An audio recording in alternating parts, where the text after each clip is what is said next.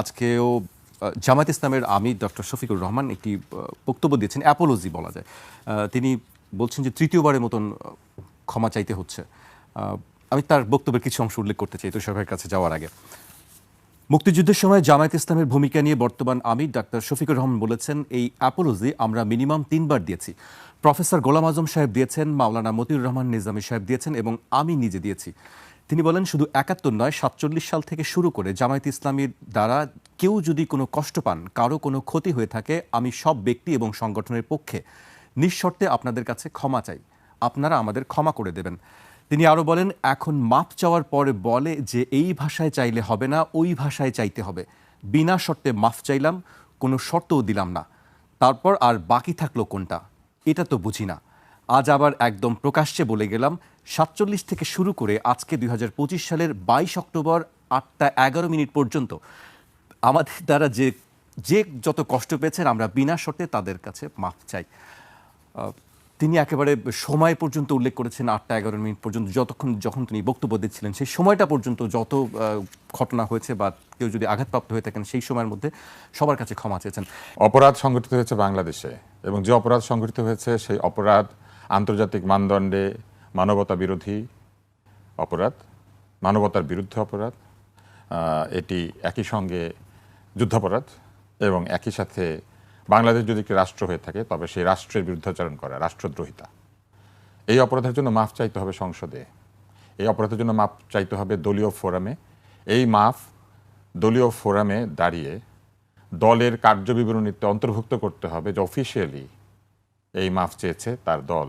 একজন সভাপতি যুক্তরাষ্ট্রে দাঁড়িয়ে কোনো একটি দাওয়াতে, কোনো একটি সভায় এইভাবে চাইলে তো আসলে এটা গ্রহণযোগ্য মাফ না। আর যদি মাফ চাইলে মাফ করে দিতে হয়, তাহলে এই যে ফ্যাসিবাদ অন্যায় করেছে এরকম দাঁড়িয়ে মাফ চাইলে মাফ করে দিবে? সেটি প্রশ্ন। এইটা তো আসলে একটা যৌক্তিক প্রশ্ন আসলে।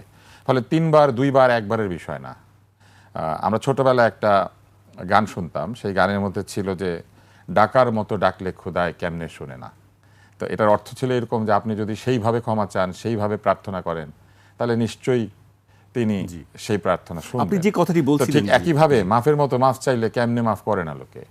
কিন্তু এরকম এখানে সেখানে যুক্তরাষ্ট্রে গেলেই বিবেক জাগ্রত হলে তো হবে না। আমি ওনার প্রতি সম্পূর্ণ শ্রদ্ধা রেখে বলতে চাই, মাফ চাওয়ার আন্তর্জাতিক পদ্ধতি আছে, যেমন অপরাধের আন্তর্জাতিক বিচার আছে। সেই রকমভাবে যদি ক্ষমা চান এবং সেই ক্ষমা জনগণ যদি তাদেরকে করে দিয়ে থাকেন, জনগণ তো তাদেরকে ভোট দিবেন। আমি কিন্তু মোটেও মনে করি না যে কোনো অপরাধ ক্ষমার অযোগ্য, কোনো অপরাধ বিচারের অযোগ্য। বিচারও হতে পারে, ক্ষমাও হতে পারে, এবং ক্ষমা সবসময় বিচারের উত্তম। আজকে ভালো হতো আমরা জামায়াত ইসলামীর কোনো নেতাকে যদি তবে আপনি যেভাবে আমাকে প্রশ্নটা করেছেন, আমি কিন্তু উত্তর দিচ্ছি সম্পূর্ণ অরাজনৈতিকভাবে। যদি কোনো অন্যায় হয়ে থাকে তবে সেই অন্যায় বিচার হতে হবে। আর বিচারের কাছ থেকে মাফ চাইতে গেলে অফিসিয়ালি কেন বিচারের কাছ থেকে তারা ক্ষমা চাইবেন সেই বিষয়টিকে তাদেরকে ব্যাখ্যা করতে হবে। এটি একই সঙ্গে বলবো যে এই ক্ষমা চাইলেই যদি ক্ষমা হয় তাহলে আরো অন্যদেরকেও ক্ষমা চাওয়ার সুযোগ করে দিতে হবে। কিন্তু আরেকটি প্রশ্ন তুষার ভাই, যে তাদের কাছে আগেও অনেকবার দাবি করা হয়েছে যে তারা অফিসিয়ালি কোনো রেজলিউশন করে, রেজলিউশনের মাধ্যমে এটা ক্ষমা চাইবে কিনা, এই প্রশ্ন কিন্তু বহু বছর ধরেই আছে।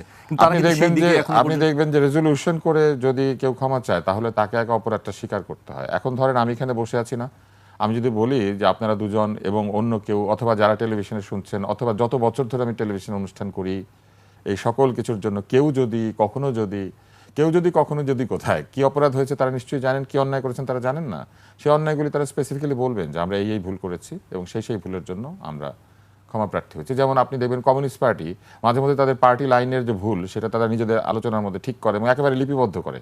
কমিউনিস্ট পার্টি মানে তাদের নিজের লোকদের কাছে ক্ষমা চায়, বলে আমাদের পার্টি লাইন ভুল ছিল, পার্টির নেতৃত্ব ভুল করেছিল, বলে না? তো অন্তত সেইভাবে হলেও তো কোথাও নথিবদ্ধ হইতে হবে এটা। আর 47 সাল থেকে ভুলের কি আছে? 47 সালে কি ভুল করেছিলেন এটাও কিন্তু একটা প্রশ্ন। আপনি লক্ষ্য করলে দেখবেন দলগুলি তাদের কৃতকর্মের ইতিহাস কোথাও লিপিবদ্ধ করে না।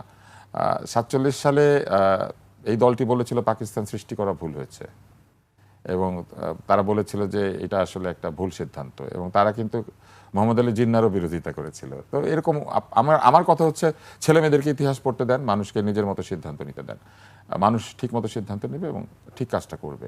রাজনীতি কখনোই এক জায়গায় আটকে থাকে না।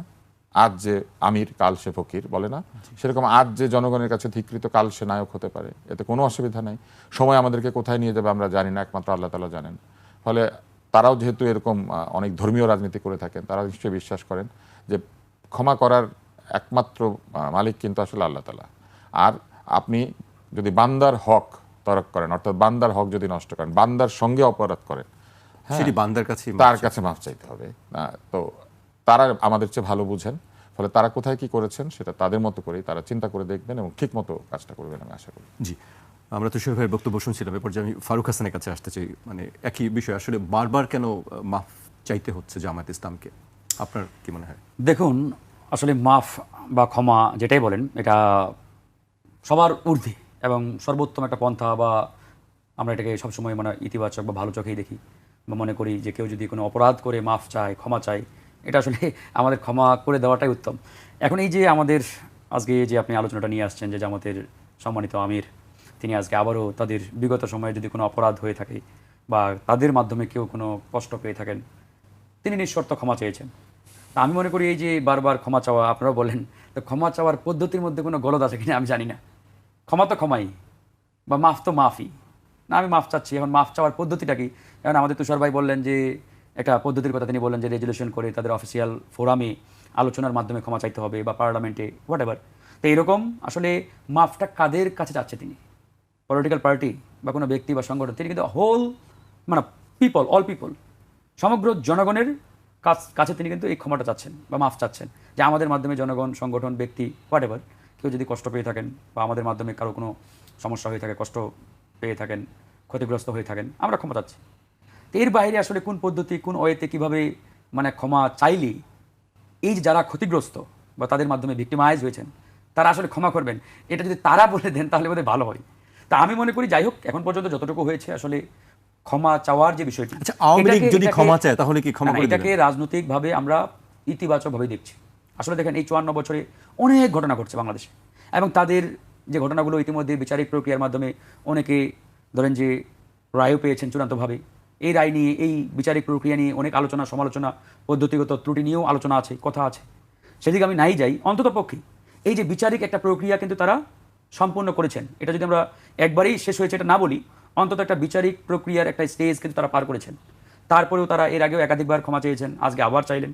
তা আপনি একবারেই যদি ঢালাওভাবে বলেন যে বিচার হয় নাই, বিচার আগে হতো এটা সেটা, আমি আসলে ওই চিন্তায় বা ওই লাইনে আর যেতে চাই না। আমি বলছি যে আজকে তারা যতটুকুই চেয়েছেন আসলে এটাকে আমরা ইতিবাচকভাবেই দেখি, পজিটিভলি দেখি। এরপরে আসলে চূড়ান্ত সিদ্ধান্ত দেওয়ার মালিক জনগণ। জনগণ আসলে রায় দেবে যে জনগণ তাদের মাফ করেছে কি করে নাই। এই রায়টা কীভাবে দেবে? মুখ দিয়ে, হাত তুলে, নাকি নির্দিষ্ট কোনো ফর্মুলার মাধ্যমে, পদ্ধতির মাধ্যমে? নিশ্চয়ই নির্দিষ্ট কোনো ফর্মুলার মাধ্যমে। আর সেই ফর্মুলাটা কি, পদ্ধতিটা কি? নির্বাচন। আগামী নির্বাচন হয়তো খুব শীঘ্রই, আগামী ফেব্রুয়ারিতে নির্বাচন হবে। এই নির্বাচনী জনতা রায় দেবে যে আসলে জামাতকে তারা ক্ষমা করেছে কি করে নাই। যদি জামাতকে তারা ক্ষমা করে, তারা ভালো, তারা জামাতকে ভোট দেবে। আর যদি মনে করে থাকে জনগণ যে না, তাদের এই পদ্ধতিগত ত্রুটি আছে, তাদের ক্ষমা চাওয়াটা সঠিক হয় নাই, আমরা জামাতকে মাফ করবো না, তাহলে জামাতকে ভোট দেবে না। তাহলে আমাদের ওই যে আপনার চূড়ান্ত জাজমেন্ট, জনগণের চূড়ান্ত যে রায়, এই রায়ের মানে ওই সময় পর্যন্ত আমাদের অপেক্ষা করতে হবে। তার আগে আমি আমার জায়গা থেকে হয়তো একটা ব্যাখ্যা দিতে পারি, একটা মন্তব্য করতে পারি, বক্তব্য দিতে পারি, তিনি তার জায়গা থেকে একটা মন্তব্য করবেন, বক্তব্য দিবেন, কিন্তু চূড়ান্ত জাজমেন্ট আসলে জনগণের উপরেই ছেড়ে দিতে হবে। কারণ জনগণই রায় দিবে, আমি রায় দেওয়ার মালিক না। চূড়ান্তভাবে আমি আমার রায়টা দিতে পারি। ধরেন যে আপনি বা আপনার সংগঠন আমার উপরে ইনজাস্টিস করেছে, বাট আমি আমার জায়গা থেকে, আপনি ক্ষমা চেয়েছেন, আমি ক্ষমা করতেও পারি, নাও করতে পারি, এটা আমার ব্যক্তিগত জায়গা থেকে। আওয়ামী লীগের ব্যাপারেও একই কথা। আওয়ামী লীগ যদি এখন ক্ষমা চায় তাহলে আওয়ামী লীগ তো প্রশ্নই আসে না। আওয়ামী লীগ তখন কোনো বিচারিক প্রক্রিয়া ফেসই করে নাই। বিচার তো চলছে। হ্যাঁ, বিচার চলছে, এটা সময় বলে দেবে। এটা যদি আরো ধরেন যে এই বিচারিক প্রক্রিয়ার একটা স্টেজ, দুটো স্টেজ, তিনটা স্টেজ পার হলো, তারপরে আওয়ামী লীগ ধরেন যে ক্ষমা চাচ্ছে, সেটা তখন বিবেচনা করতে পারে জনগণ। এখনই বিচারই শুরু হয় নাই, মানে বলা চলে বিচারিক মাত্র শুরু হলো। বিচারিক প্রক্রিয়া সবেমাত্র স্টার্ট, মানে স্টার্টিং পয়েন্টে আপনি আছেন। আপনি স্টার্টিং পয়েন্টেই, মানে আপনি খেলার ব্যাটটা ধরেছেন, এখনো বল আপনার ব্যাটে আসে নাই, আপনি ছক্কা পিটাবেন নাকি আউট হবেন ওইদিকে এখনো যান নাই। ব্যাটটা ধরা মাত্র যদি বলেন যে না ভাই আমরা মাফ চাই, এটা তো আসলে একটা হাস্যকর বিষয়। ক্ষমা উত্তম, কিন্তু ক্ষমা আমার পছন্দের লোক চাইলে উত্তম, আর যাকে আমি পছন্দ করি না সে চাইলে অনুত্তম, এরকম তো না।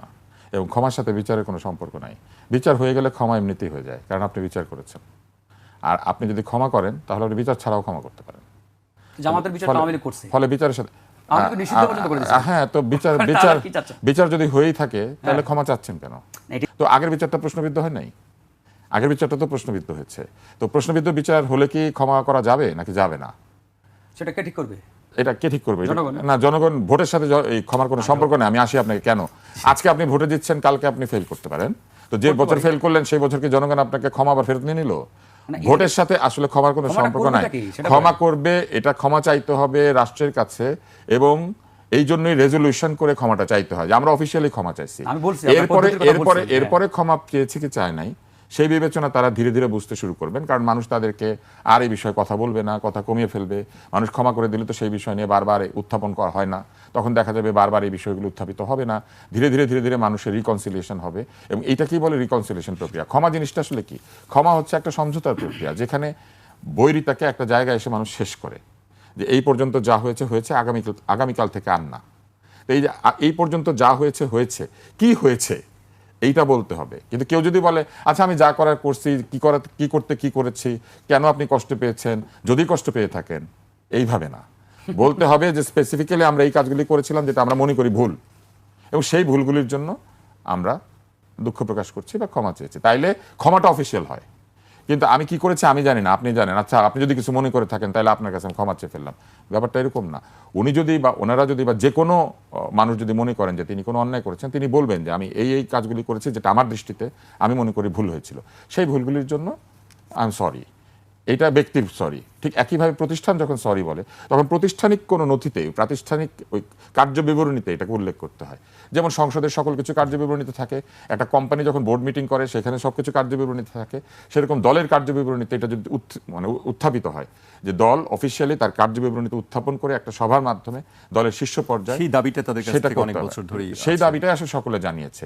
এই দাবিটা করে দিলে আমার ধারণা তারা খুব সহজে বলতে পারবেন যে আমরা অফিসিয়ালি আমরা এই কাজটি করেছি।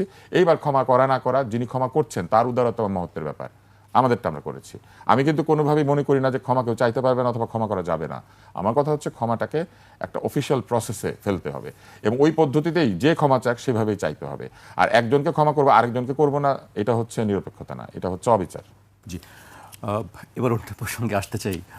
প্রশাসনের নিরপেক্ষতা নিয়ে গত কয়েকদিন ধরেই আমরা দেখছি যে প্রধান উপদেষ্টার সঙ্গে রাজনৈতিক দলগুলো মিটিং করছেন। সেখানে বিএনপির পক্ষ থেকে বলা হয়েছে, জামায়াত ইসলামের পক্ষ থেকে বলা হয়েছে, এনসিপির পক্ষ থেকে বলা হয়েছে, সর্বশেষ জামায়াত ইসলাম এবং এনসিপি বৈঠক করেছে। সেখানে আমি কিছু অংশ একটু উল্লেখ করতে চাই। জামায়াতের দায়িত্বশীল সূত্র থেকে যে খবর আছে, তারা আলোচনায় প্রধান উপদেষ্টাকে বলেছেন সরকারের প্রশাসন ও পুলিশের 70-80% লোকই বিএনপির, এখন তারা বাকিদের বের করে দিতে চাইছে। এরপর নাহিদ ইসলামের একটি বক্তব্য আছে, তিনি বলেছেন আমরা বিভিন্ন জায়গায় দেখতে পাচ্ছি, শুনতে পাচ্ছি যে প্রশাসনের বিভিন্ন ভাগ বাটোয়ারা হচ্ছে। বড় রাজনৈতিক দল হিসেবে যারা পরিচিত তারা নিজেদের মধ্যে প্রশাসন, এসপি, ডিসি ভাগ বাটোয়ারা করছে। নির্বাচনের জন্য তারা সেই তালিকা সরকারকে সেগুলো দিচ্ছে। উপদেষ্টা পরিষদের ভেতর থেকেও সেই দলগুলোর সঙ্গে সে ব্যাপারে সহায়তা করছে। দুই দল, তিন দলেরই একই বক্তব্য প্রশাসনের নিরপেক্ষতা নিয়ে। আপনি কি করেন? এর মধ্যে আবার আইন উপদেষ্টা গতকাল বলেছেন যে তার মানে প্রশাসন নিরপেক্ষ, সবাই যেহেতু বলছে সেজন্য প্রশাসন নিরপেক্ষ। আপনি কিভাবে দেখছেন এই? আবারও স্ববিরোধী বক্তব্য। একজন আইনের মানুষ যদি বলেন যে সবাই কাউকে চোর বললে আসলে সে চোর না, আপনি বুঝতে পেরেছেন যুক্তিটা? যে সকলে মিলে সাব্যস্ত করেছে যে উনি চুরি করেছেন, কিন্তু যেহেতু সবাই তাকে চোর বলছে অতএব চুরি হয় নাই, এটা সেরকম যুক্তি হয়ে গেল না? অভিযোগ যদি এসে থাকে, কোনো নির্দিষ্ট ব্যক্তির বিরুদ্ধে অভিযোগ আসবে, পুরো প্রশাসনের বিরুদ্ধে আসতে পারে না। একটা প্রশাসন সম্পূর্ণভাবে খারাপ মানুষ দিয়ে বা অসৎ মানুষ দিয়ে বা একেবারে মানে দলকানা ব্যক্তি দিয়ে আসলে তৈরি হয় না।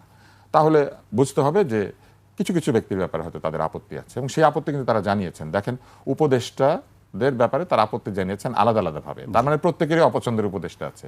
এখন আমরা কি ধরে নিতে পারি যে 3টা দলের অপছন্দের উপদেষ্টা একই ব্যক্তি? সেটা তো নাও হতে পারে।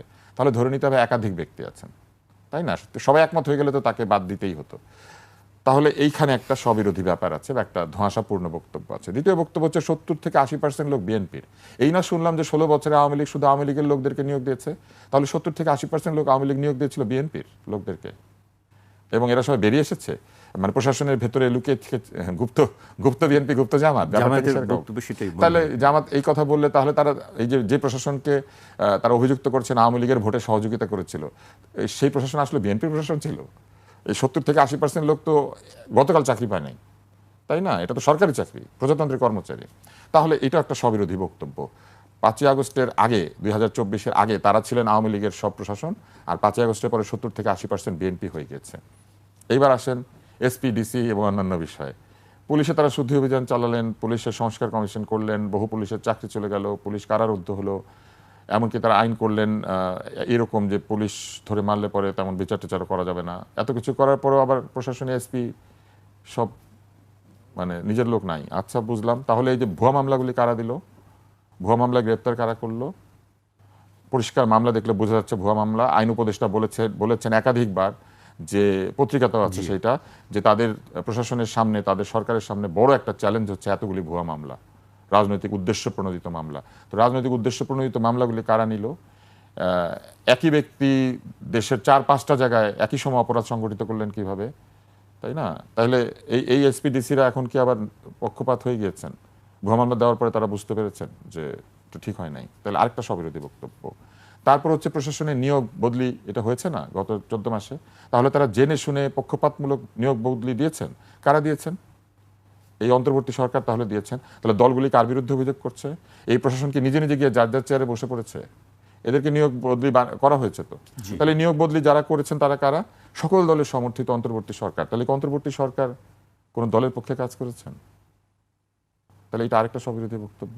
নিজেরাই নিজেদের সমালোচনা করছেন এমন ভাবে, সকলে মিলে একমত হয়ে বলছেন যে আমরাই করেছি, আবার সকলে মিলে একমত হয়ে বলছেন যে তোমারটা আমার পছন্দ হয়নি, আমারটা তোমার পছন্দ হয়নি।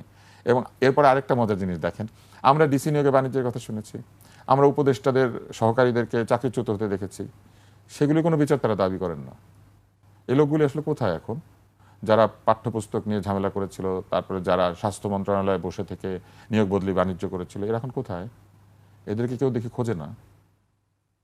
জনতার কর্মচারী, প্রশাসন হচ্ছে প্রজাতন্ত্রের কর্মচারী। প্রশাসনকে নিরপেক্ষ করতে গেলে প্রথমেই রাজনৈতিক দলগুলিকে ঐকমত্যে আসতে হবে যে আমরা প্রশাসনকে কোনোদিন অঙ্গীকার করিতেছি যে প্রশাসনকে কখনো রাজনৈতিক উদ্দেশ্য প্রণোদিত আদেশ, নির্দেশ, উপদেশ দিব না। এইটা তারা দিতে রাজি আছেন?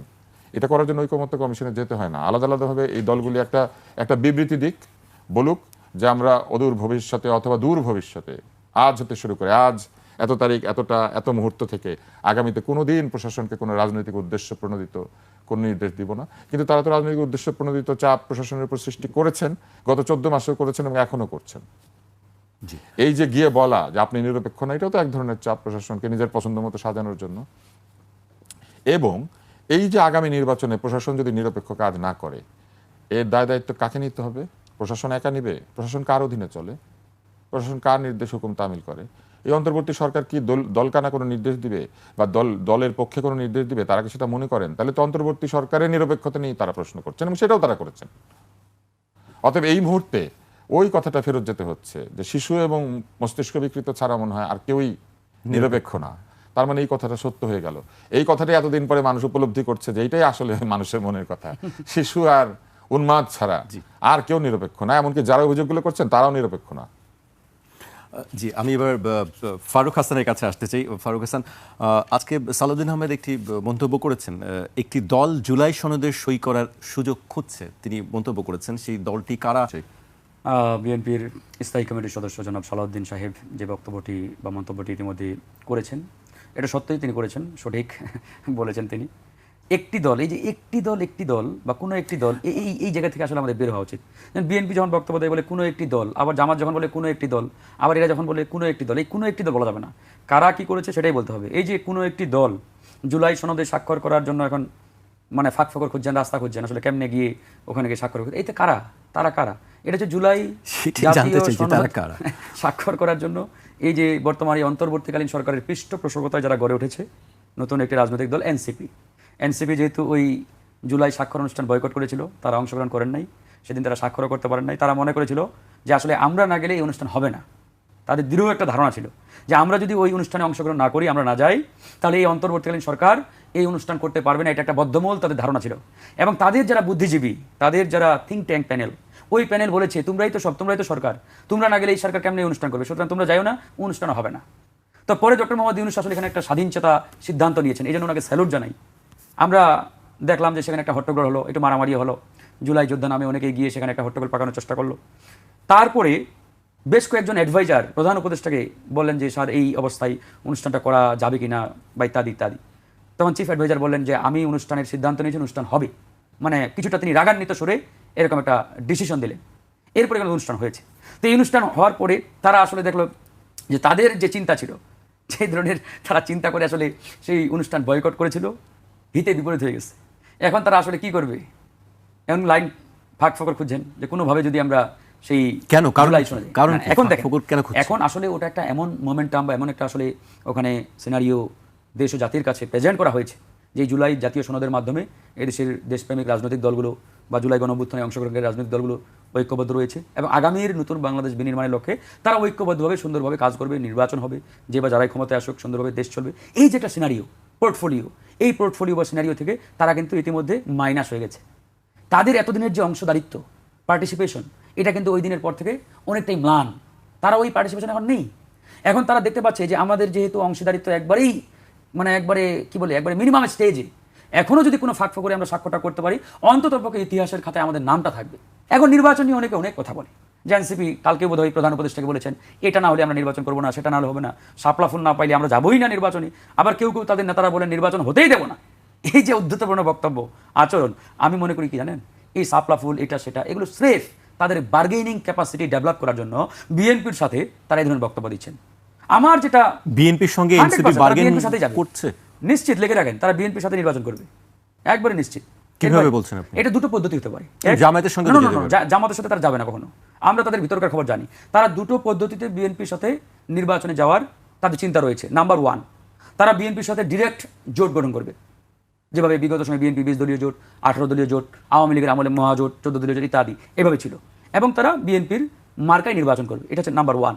নাম্বার 2, বিএনপির সাথে আন্ডার টেবিল একটা নেগোসিয়েশন হবে যে আমরা অমুক অমুক আসনে প্রার্থী দেব, সেখানে বিএনপি আপনারা প্রার্থী দেবেন না, যাতে জনগণকে আমরা বোঝাতে পারি যে আমরা বিএনপির লাইনে যাই নাই বা বিএনপি টেবিলে যাই নাই, আমরা আমাদের মতো আছি, কিন্তু ভিতরে ভিতরে আমরা আপনাদের সাথেই করব, আপনারা প্রার্থী দিবেন না, আমাদের প্রার্থীরা যাতে জিতে আসতে পারে ইত্যাদি ইত্যাদি। তো এরকম সুর কিন্তু ইতিমধ্যেও নানান টেবিলে আলোচনা হচ্ছে, গণমাধ্যমেও আসতেছে।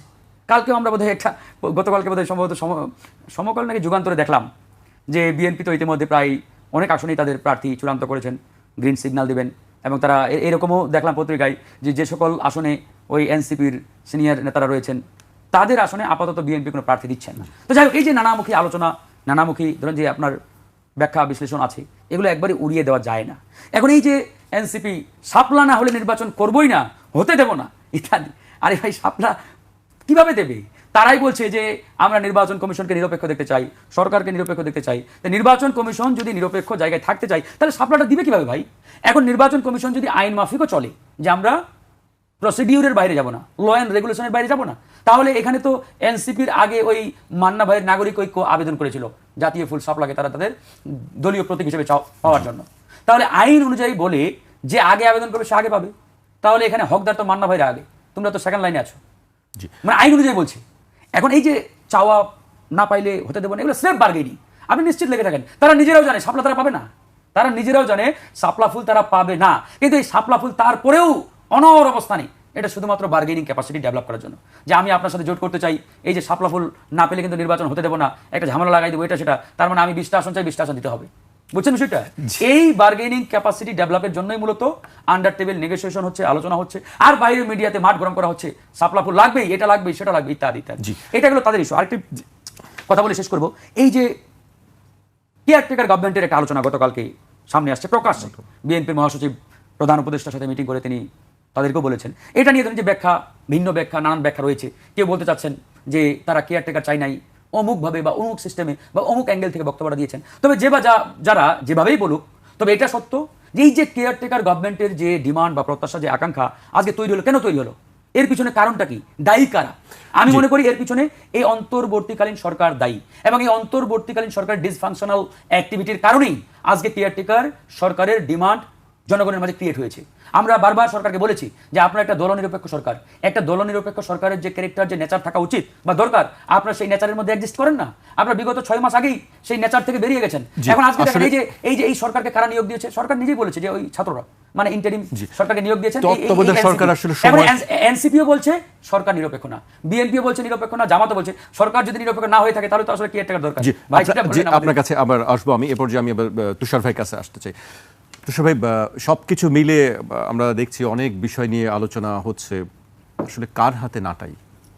কার হাতে এটা তো পরে টের পাওয়া যাবে, কিন্তু আপনি দেখেন খালি স্ববিরোধী তর্ক হয়, আমার ভালো লাগে না। বিএনপির সাথে এনসিপি বার্গেন করার চেষ্টা করছে, কিন্তু যে পদ্ধতি আমি শুনলাম এই মাত্র, সেই পদ্ধতিতে বার্গেন করার আসলে কোনো স্কোপ নাই। প্রথম বিষয় হচ্ছে এত বড় একটা দল হঠাৎ করে কিছু আসনে প্রার্থী দেয় নাই। জনগণ কি উল্লুক যে জনগণ বুঝে না বিএনপি কেন প্রার্থী দেয় নাই, আর জনগণ এটা দেখলে পরে গিয়ে এনসিপিকে ভোটগুলো দিয়ে দিবে?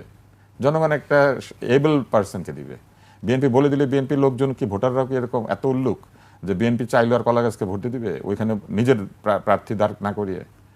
এটা হবে বলে আপনার ধারণা? এটা কোনোদিনই হবে না। তাহলে জটিল কিসের- হিসাব ওটা। হ্যাঁ, এটা হবে না, এটা হয় না কখনো। এবং বিএনপি এত বড় একটা দল, ওদের ওইখানে অন্তত 6 জন দাঁড়িয়ে যাবে যে ঠিক আছে আপনি প্রার্থী দেন নাই তো কি, আমি স্বতন্ত্র দাঁড়াই। এরকম আছে বেশ কিছু জায়গায় হ্যাঁ, এতে এরকম হয়ে যাবে। হচ্ছে। ফলে এইটা মোটেও একটা ওয়াইজ ডিসিশন হবে না। আরেকটা কি, আরেকটা হচ্ছে তারা একই সাথে জোটবদ্ধ হয়ে নির্বাচন করবেন, তখন কোন মার্কা নিয়ে করবেন? ধানের শেষ। নির্বাচন কমিশন বলেছে যে জোটবদ্ধ হলেও যার যার প্রতীক তার তার, তখন তো ওনারা শাপলা পাবেন না, তাহলে কি নিয়ে এটা নির্বাচন সিদ্ধান্ত করবেন? হয় নাই, প্রপোজালের মধ্যে আছে। প্রপোজালের মধ্যে আছে, বুঝে নিলাম, কিন্তু শাপলা তো প্রতীকে নাকি নাই। একটু আগে উনি বললেন না যে প্রতীকের মধ্যে শাপলা নাই, আর পেলে পরে মান্না সাহেব পাবে, তার মানে ওনারা তো শাপলা পাচ্ছেন না ওনার যুক্তি অনুযায়ী। তাহলে যে প্রতীকটা পাবেন সেই প্রতীকটা নিয়ে কি তারা ইলেকশন করবেন? আর বিএনপি যদি এনসিপির সঙ্গে বার্গেন করে, বিএনপির উচিত তাহলে তার আগে জামাতে ইসলাম, জাতীয় পার্টি, গণ অধিকার পরিষদ, এদের সাথে আগে বার্গেন করা। কারণ ওই যে আগে আসলে আগে পাইবেন ছাড়াও আগে জন্ম নিয়েছেন, তাহলে আগে বেশি ভোটার তৈরি করিয়াছেন, তাই না? এটা হলেই হওয়ার কথা। আর বিএনপি যেসব উপদেষ্টার বিরুদ্ধে অভিযোগ করেছেন যে তারা নিরপেক্ষ না, সেখানে কি ছাত্র উপদেষ্টারা আছেন? যদি থেকে থাকেন তাহলে তো বিএনপি মানে ওই যে একই কথা যে আমরা জানি না কে, তো যদি ওখানে এই ছাত্র উপদেষ্টাদের নাম থেকে থাকে তাহলে তো বিএনপি আগে এনসিপির বিরোধিতা করলো উপদেষ্টাদের কাছে গিয়ে। এইবার দেখেন উনি আরেকটা মজার কথা বলেছিলেন যে কেউ কেউ বললে হবে না, নাম বলতে হবে। কিন্তু যে আগের প্রশ্নের উত্তরে উনি বলেছিলেন যে কেউ কেউ বলে মাফ চাইলে হবে, নির্দিষ্ট নাম না বললে হবে, নির্দিষ্ট অপরাধের কথা না বললে হবে। মানুষ এইভাবে যুক্তি দেয়, বুঝলেন? প্রথম যুক্তিটা হচ্ছে যে কি অপরাধ করেছি এইটা উল্লেখ করতে হবে না, কার কাছে মাপ চাইছি সেটাও বলতে হবে না।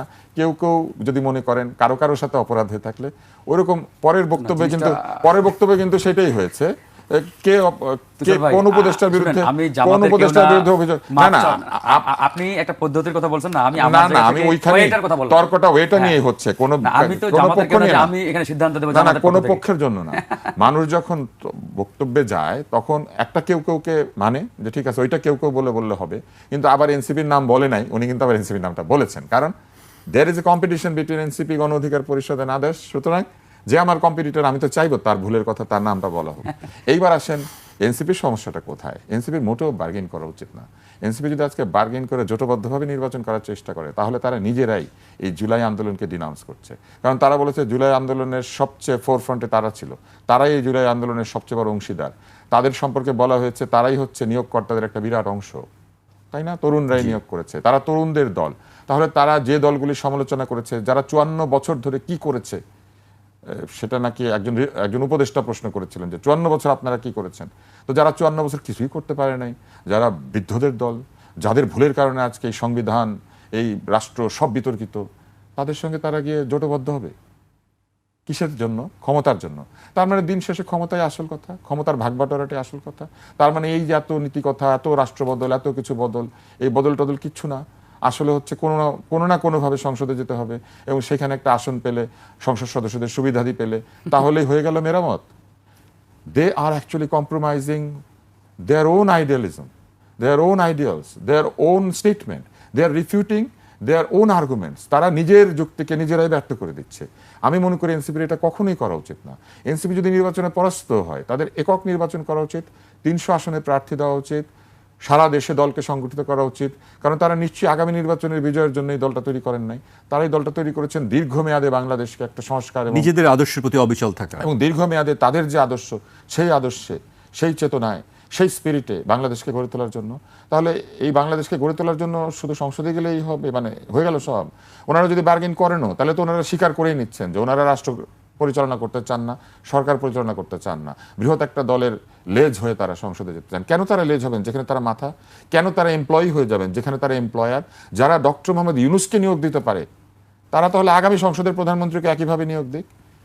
সব শেষে, দিনের শেষে ক্ষমতার যে মধু, আঙ্গুরের যে ফল, এইটাই সবার দরকার। না পেলে টক, পেলে মিষ্টি। যে প্রেম কখনো মধুর কখনো বেদনা বিধুর, মানে ওই যে বড় প্রেম শুধু কাছেই টানে না, দূরেও ঠেলিয়া দেয়। ছোট প্রেম শুধু বড়দের কাছে ঠেলিয়া ঠেলিয়া যায়। ব্যাপারটা সেরকম হয়ে গেল না? এই বৃদ্ধদের কাছে তারা কেন গিয়ে তাদের আসন ভাগ বাটোয়ারা করবেন, যারা কিনা মানে একটা সংবিধান নাকি ঠিক মতো লিখতে পারেন নাই 72 সালে? এদের সাথে কেন তাহলে এই এই মানে এই এই কি বলবো, মানে এই মিত্রতা কিংবা এই প্রেম কিংবা এই ভালোবাসা কিংবা এই নৈকট্য। আর এই সরকার তো আমি দেখলাম যে প্রহারের সময় কাউকে বিচার বিবেচনা করে না। তারা গণ অধিকার পরিষদকেও মেরেছে, তারা জুলাই সনদের দিন এনসিপিকেও সমর্থকদের ধরে বেশ একটু প্রহার করেছে। প্রহারের বেলা আমি দেখলাম যে তারা বেশ নিরপেক্ষ এবং নির্দলীয় এবং নির্দয়। হ্যাঁ, কিন্তু সিদ্ধান্ত গ্রহণের বেলায় এত দনমনো কেন? কেন তারা সিদ্ধান্ত গ্রহণের বেলায়, আমরা জানতাম জুলাই সনদ স্বাক্ষরিত হবে সনদের স্বাক্ষরের দিনই, স্বাক্ষরের দিন বলা হলো যেটা ওপেন আছে এত তারিখ পর্যন্ত, এটা তো সারা জীবনের জন্য ওপেন করে দেন। কোনো একদিন মনে করেন এই যে স্বৈরাচার ফিরে এলো, মনে করেন আসলো বাংলাদেশে বিচারের মুখোমুখি হতে, এসে উনিও জুলাই স্বাক্ষরে সাইন করে দিল, নিবে? সনদে স্বাক্ষরে কি আবার বাধা বিধিনিষেধ আছে? ওই ঐকমত্যে যারা ডাক পায়নি তারা স্বাক্ষর করতে পারবে না, নাকি যে কেউ স্বাক্ষর করতে পারবে, যে কোনো রাজনৈতিক দল? মনে করেন এই জুলাই সনদ বলবৎ আছে, একটা রাজনৈতিক দল তৈরি হলো এই সনদের বিরুদ্ধে ভবিষ্যতে, এবং তারাও আবার একসময় বললো যে আমরা সেটা সাইন করবো, এটাকে অনির্দিষ্টকাল, আজীবন, চিরকাল উন্মুক্ত থাকবে। প্রেমের অনির্বাণ শিখা চিরদিন জলে, সনদ থেকে আসে প্রেম সনদই বলে, এরকম ব্যাপার এটা। সেটি প্রশ্ন আসলে।